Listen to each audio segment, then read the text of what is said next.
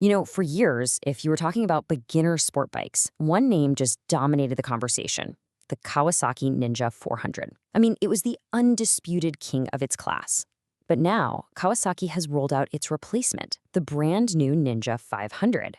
So the big question is, does this new bike have what it takes to actually live up to that legend? Let's find out. And really, that's the million-dollar question, isn't it? When a bike is that popular, that beloved by so many riders, how do you go about improving it without somehow losing the magic that made it so great in the first place? That was the huge challenge Kawasaki was facing. So on one hand, you've got the class leader, the Ninja 400.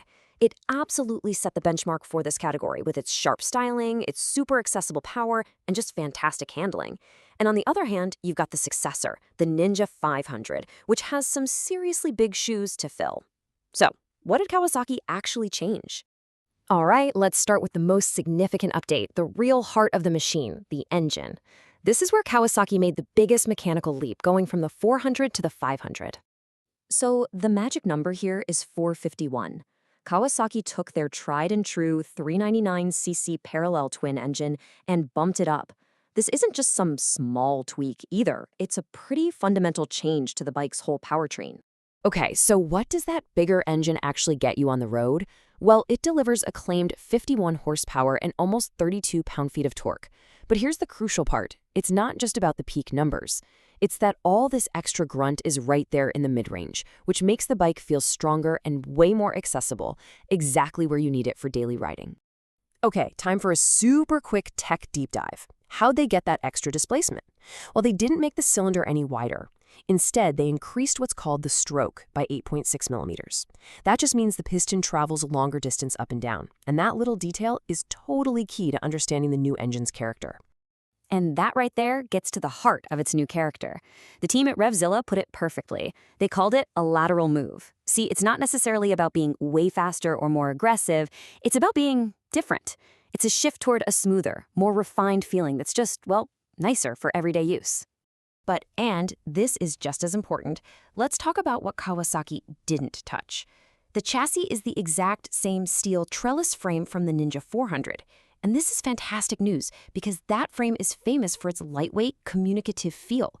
They kept the part that everybody already loved. Smart move. But hey, the engine wasn't the only major evolution here. Kawasaki also gave the Ninja 500, especially the SE model, a serious technology upgrade, which really pushes it into more premium territory. And wow, the most obvious upgrade is right there in front of your face, the dashboard. The old Ninja 400 had a simple LCD display. It was functional, but definitely dated. The new SE model gets this beautiful 4.3-inch full-color TFT screen. It is a night and day difference that just instantly makes the bike feel way more modern and high-end. And that beautiful screen, that's just the tip of the iceberg for the special edition. It also comes loaded with features that add real-world value. We're talking a proximity key, so you can just hop on and go. Factory-installed frame sliders for some peace of mind, a larger windshield for more comfort, a seat cowl for that sporty look, and, so important these days, a USB-C outlet to keep your gear charged up. Let's just focus on this one feature for a second, because it says a lot about the bike's new direction. A simple USB-C outlet. This is a hugely practical add-on for anyone who uses their phone for navigation or music. It just goes to show that Kawasaki is really thinking about how people are going to use this bike day in and day out. Okay, so we've got a bigger, smoother engine and a ton of new tech. But what does that all really mean when you're out on the road? How does the Ninja 500 actually feel to ride? Well, first off, for any new riders or maybe shorter riders out there, here's some really great news. The ergonomics are completely unchanged. You still get that super approachable 785mm seat height and that comfortable, slightly leaned forward riding position that made the Ninja 400 so easy for so many people to get along with. I think this quote from RevZilla just nails the bike's personality. It's communicative and agreeable. It's a motorcycle that isn't trying to intimidate you at all. It's designed from the ground up to work with you. As I said, it's trying pretty hard to be your friend. And really, that's the core takeaway of the riding experience. All of these changes, the smoother engine, the comfy ergonomics, the practical tech, they all point in one clear direction. The Ninja 500 is laser-focused on being a fantastic, practical, and really enjoyable daily street bike. All right, let's bring it all together. It is time for the final verdict. We've seen the specs, we've heard how it rides, so let's get right back to that first question. Is the Ninja 500 a worthy successor to the legendary 400? Well, listen to this. This is a pretty powerful statement that sets the stage. According to RevZilla, the crown has already been passed. The Ninja 500 isn't just a successor, it's the new benchmark. It is now the bike that all the other small sport bikes have to beat. And to really hammer this point home, the folks at RevZilla came up with this awesome test. Imagine a burning building. Inside are 4 Kawasaki Ninjas, the 300, the 400, the new 500, and the bigger 650. You can only save one. Which one do you pick? The answer? It's the Ninja 500. Every time. And why?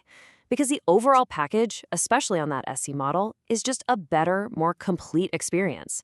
The modern dash, the convenience of the USB port, all those included features, it all adds up to make it the most refined and, honestly, the most desirable bike of the whole bunch. So, what we're seeing here is that the Ninja 500 hasn't just succeeded the 400, it's actually carved out a new, more mature identity for itself right at the top of the category. I absolutely love this analogy RevZilla used. They called the Ninja 500 the Leonardo of the group.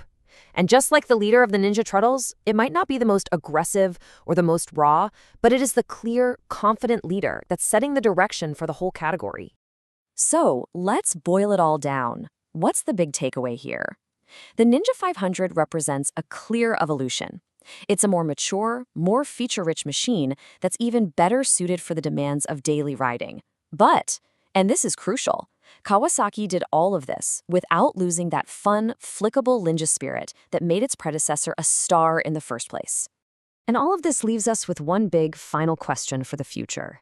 The Ninja 500 shifted its focus a bit, moving from just pure high-revving fun towards a more premium, practical, feature-rich experience.